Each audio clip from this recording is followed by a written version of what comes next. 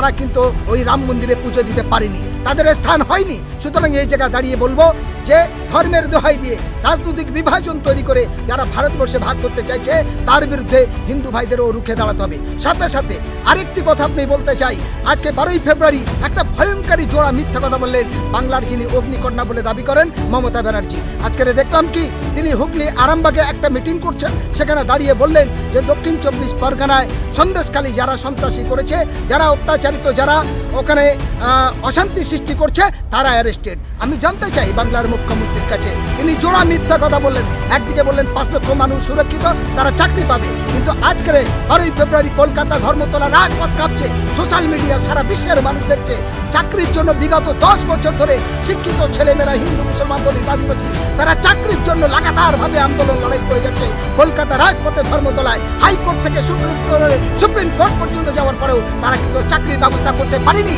আর যে শিবু হাজরা এবং শাহজাহান শেখের দ্বারায় ওই সন্দেশখালী এলাকার হিন্দু মুসলমান আদিবাসী দলিতরা তারা অত্যাচারিত হয়েছে, তারা ধর্ষিত হয়েছে, তারা খুন হয়েছে, তাদের জমি ঘর দোকান তাদের জায়গা লুট হয়েছে, কিন্তু পুলিশ আজকের তাদের 144 তো দূরের কথা, তাদের বিরুদ্ধে কোনো ব্যবস্থা না নিয়ে তাদের গার্ড নিরাপত্তা দিয়ে তাদের আড়াল করে লুকিয়ে রেখেছে। মমতা ব্যানার্জির পরামর্শে তারা লুকিয়ে আছে, তারা কিন্তু পালায়নি।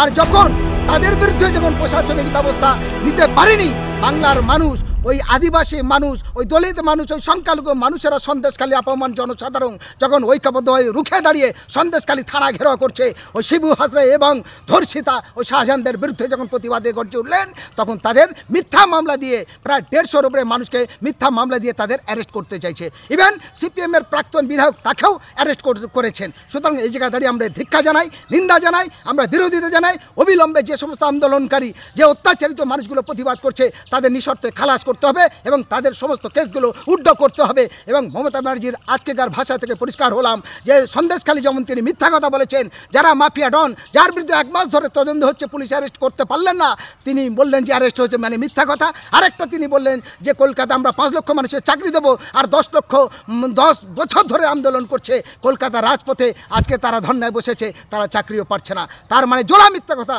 এই জায়গায় দাঁড়িয়ে বাংলা সহ গোটা ভারতবর্ষের মানুষের কাছে আমি হোসেন গাজী দেশ বাঁচাও সামাজিক কমিটির পক্ষ থেকে একজন মানবাধিকার কর্মী হিসাবে আপনাদের কাছে করজোরে অনুরোধ করে বলবো, এই সাম্প্রদায়িক বিজেপি অত্যাচারিত দুর্নীতিগ্রস্ত তৃণমূলের বিরুদ্ধে, এই দুই তৃণমূল এবং বিজেপির বিরুদ্ধে এই রাজনৈতিক হিংসা, ক্যান্সার কী রোগ তার থেকে ভয়ঙ্করী রোগ হলো যারা হিংসা করছে তারা হলো তৃণমূল, তারা হলো বিজেপি।